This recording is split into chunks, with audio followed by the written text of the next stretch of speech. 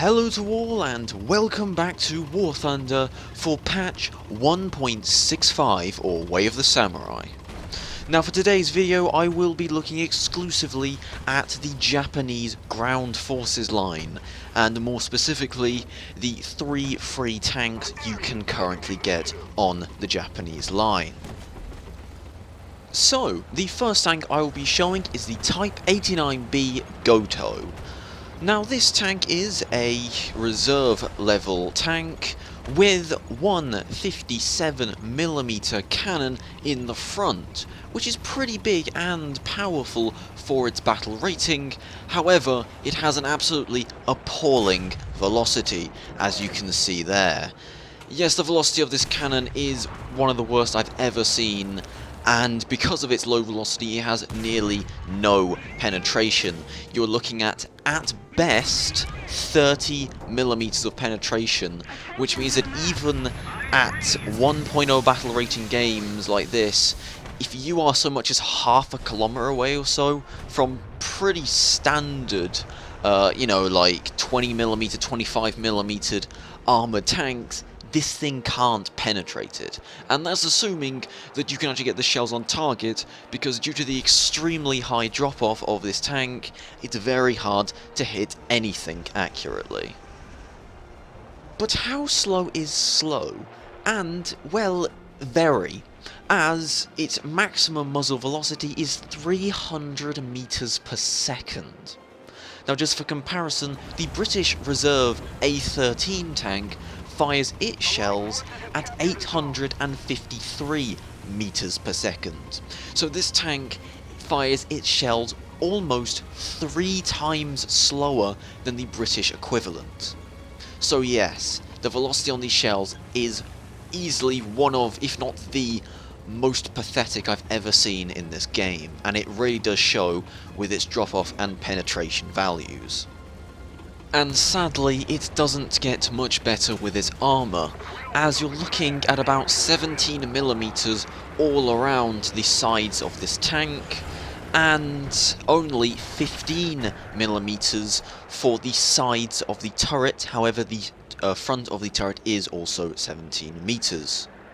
Now, the actual strongest part of armour in this entire tank is its front of the turret has a 25mm worth of armour, patch of armour, right where the barrel of the turret is, but that's it. And other than 50 caliber weapons, that's not exactly going to be stopping much now, is it?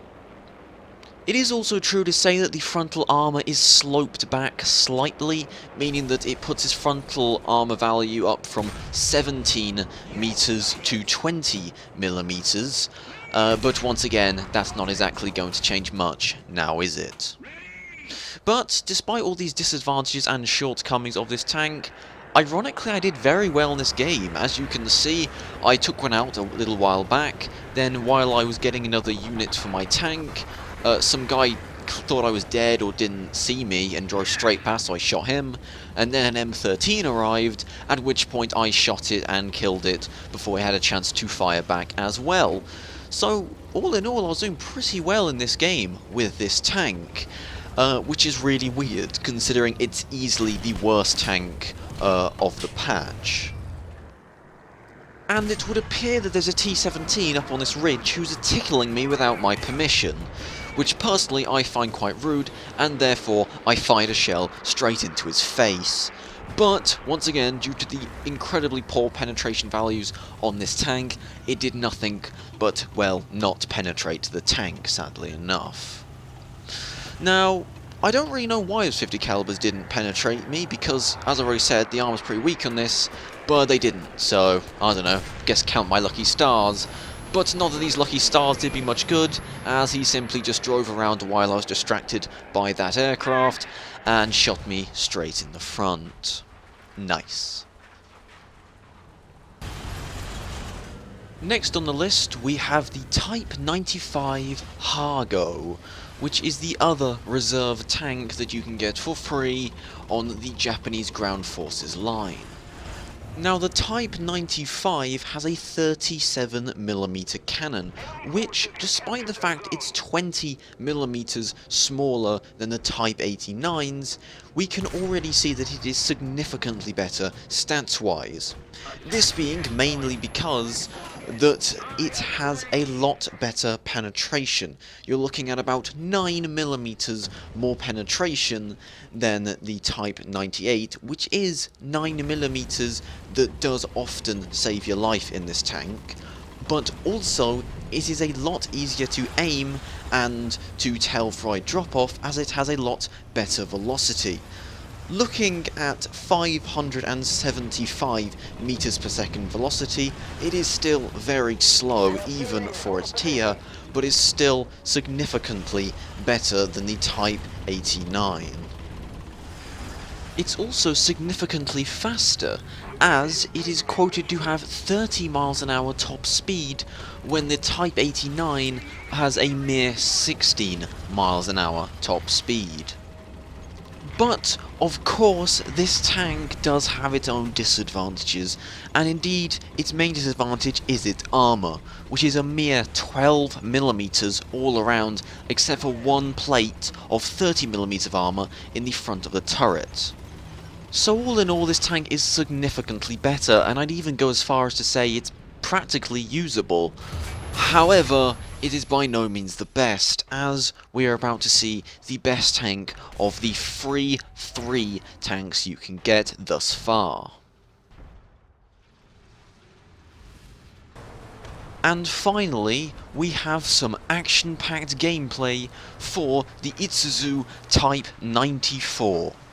Now this may just be a flatbed truck with a 20mm cannon on the back, but don't be fooled, as this tank, or truck mind you, actually has the best penetration of the 3 Japanese ground vehicles, with an impressive 44mm.